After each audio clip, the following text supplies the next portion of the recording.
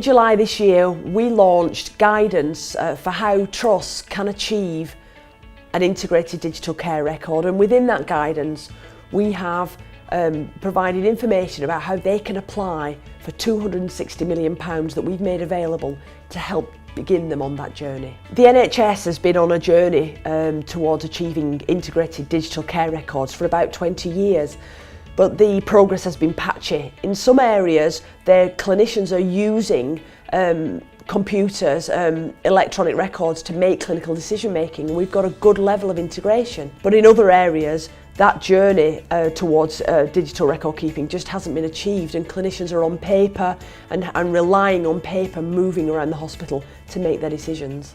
Hospitals, mental health trusts, community trusts, they need to see the value of this for themselves. They need to see how having digital records makes life easier for their clinicians and actually makes things better for their patients. But what we've realised is that by putting a technology fund, making the technology fund available, this will provide a catalyst. These hospitals are very busy, there's lots of initiatives going on.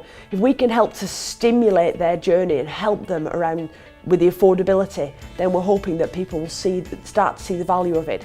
Our experience has been that when hospitals start to use digital systems, they never turn back. It's up to trust to decide what the best technologies are for them. They need to balance the clinicians like and will use the system as the most important aspect, but also that they've got the skills either in-house or bought in to maintain and support the system on an ongoing basis. There are many right ways to do this.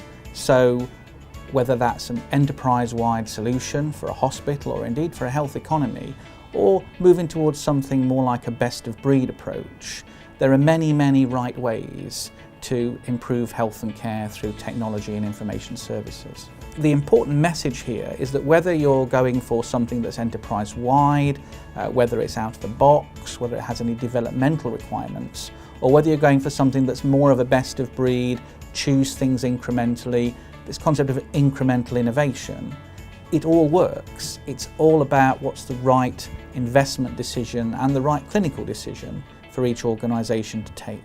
But in terms of the actual systems that they choose, it's really up to them. As long as the clinicians want to use it and it fits within an IT strategy, so for example they've got teams that can support that technology, they know how to maintain it either themselves or through the supplier base, then it's really up to them to decide what the best technologies are. The key thing is getting clinical leadership and clinical involvement, because the history of the NHS and IT is littered with systems that are installed and are never used by frontline clinicians. And it's quite a challenge for a number of reasons, but if you get clinicians to tell you what it is that they want, what it is that they need to improve patient care, then if you listen to them, you can produce something that is workable and usable. We have some fantastic examples of value that's been added in trusts where clinicians are using the system, it's improving safety, it's improving efficiency. But the NHS doesn't talk to each other very often, so what we're doing is setting up a community of practice that allows trusts to see what's happened in, for example, a neighbouring trust or someone up the road, so that they can start to understand what the journey needs to be for them. With regard to small, medium enterprises, SMEs in particular, Intellect has over 70% of its members are SMEs. In the NHS, there's always been a history of innovation and entrepreneurship that has taken the NHS forward in a game-changing way in many respects. We genuinely see an opportunity and an interest from NHS England, from the Department of Health and from the NHS in general to try new opportunities, to try transformational ideas around information and technology.